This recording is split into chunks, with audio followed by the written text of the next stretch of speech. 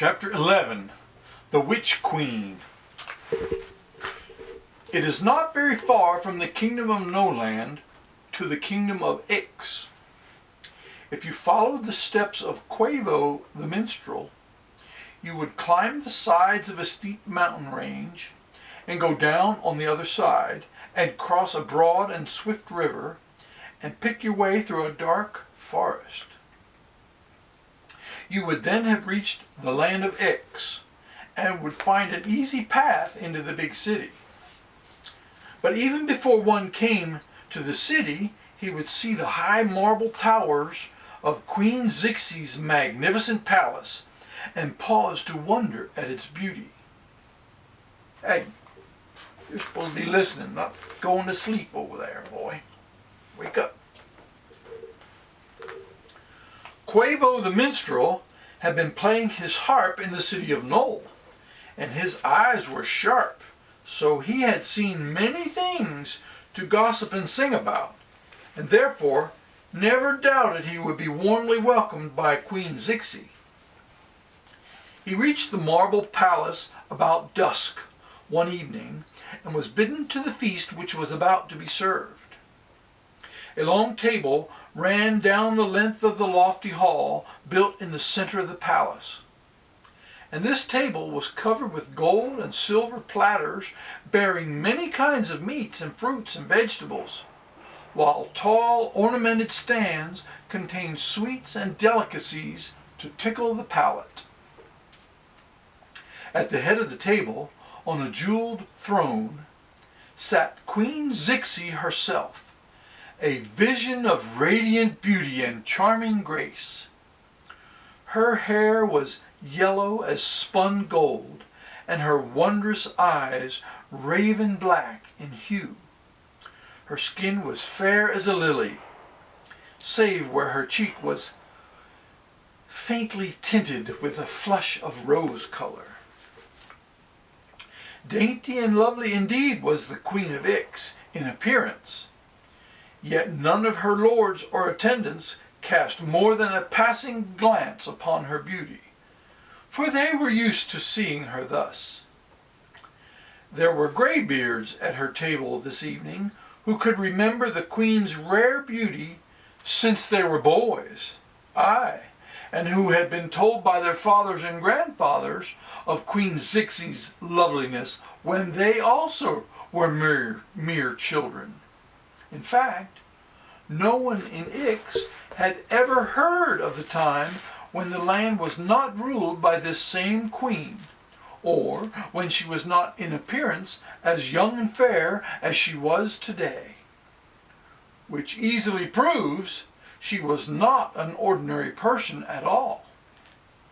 And I may as well tell you here that Queen ZIXI, despite the fact that she looked to be no more than 16, was in reality 683 years of age, and had prolonged her life in this extraordinary way by means of the arts of witchcraft.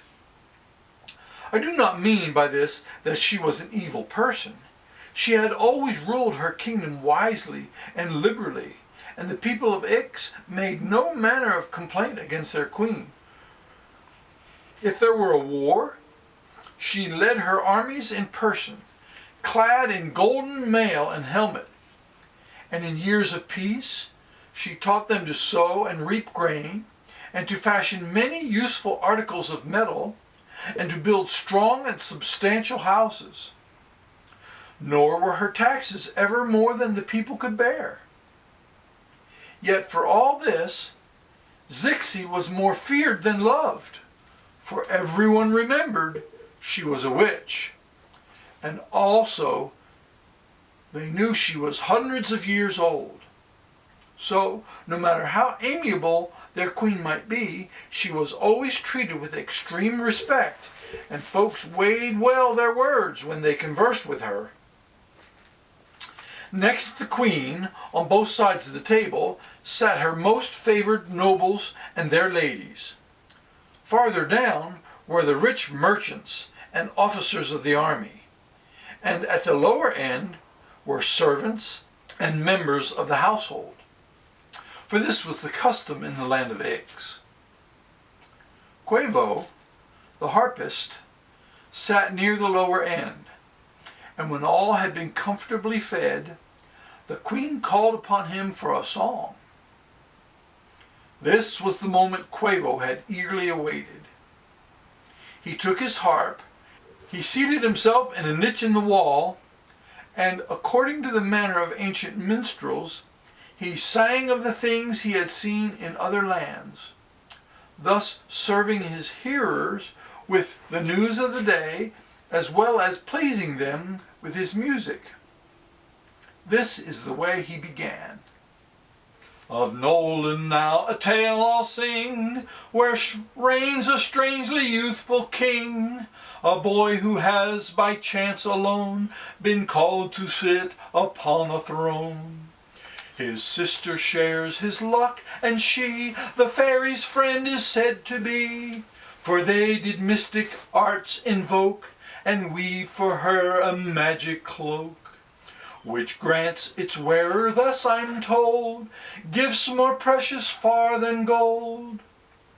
She's but to wish, and her desire quite instantly she will acquire. And when she lends it to her friends, the favor unto them extends. For one who wears the cloak can fly like any eagle in the sky. And one did wish, by sudden freak, his dog be granted power to speak, and now the beast can talk as well as I, and also read and spell. And "Stop!" cried the queen with sudden excitement. "Do you lie, minstrel, or are you speaking the truth?" Secretly glad that his news was received thus eagerly, Quavo continued to twang the harp as he replied in verse.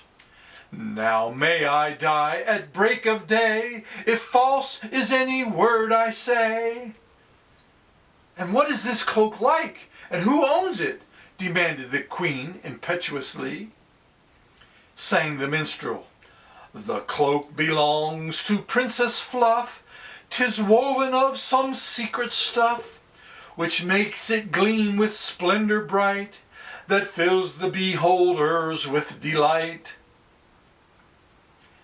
Thereafter the beautiful ZIXI remained lost in thought, her dainty chin resting within the hollow of her hand, and her eyes dreamily fixed upon the minstrel.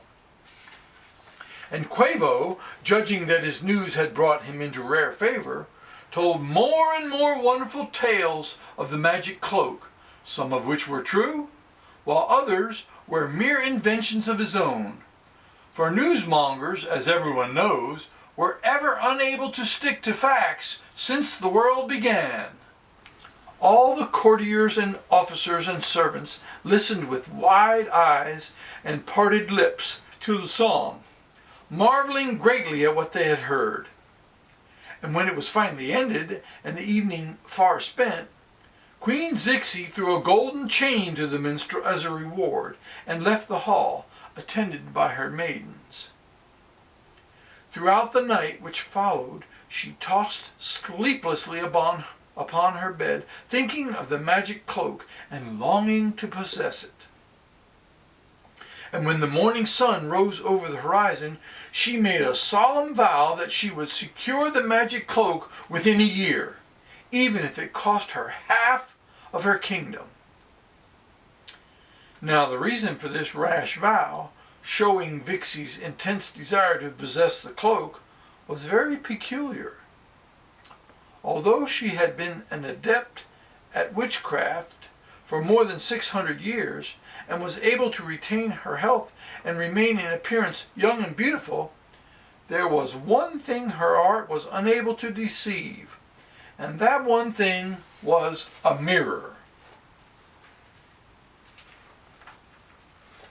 To mortal eyes, ZIXI was charming and attractive, yet her reflection in a mirror showed her to be an ugly old hag, bald of head, wrinkled, with toothless gums and withered, sunken cheeks. For this reason, the queen had no mirror of any sort about the palace. Even from her own dressing room, the mirror had been banished, and she depended upon her maids and her hairdressers to make her look as lovely as possible. She knew she was beautiful in appearance to others. Her maids declared it continually, and in all eyes she truly read admiration. But ZIXI wanted to admire herself, and that was impossible so long as the cold mirrors showed her reflection to be the old hag others would also have seen had not her arts of witchcraft deceived them. Everything else a woman and a queen might desire, ZIXI was able to obtain by her arts. Yet the one thing she could not have made her very unhappy. As I have already said, she was not a bad queen. She used her knowledge of sorcery to please her own fancy or to benefit her kingdom, but never to injure anyone else. So she may be forgiven for wanting to see a beautiful girl reflected in a mirror, instead of a haggard old woman in her 684th year. ZIXI had given up all hope of ever accomplishing her object until she heard of the magic cloak. The powers of witches are somewhat limited, but she knew that the powers of fairies are boundless. So if the magic cloak could grant any human wish, as Quavo's song had told her was the case, she would manage to secure it and would at once wish for a reflection in the mirror of the same features all others beheld. And then she would become happy and content. You believe that?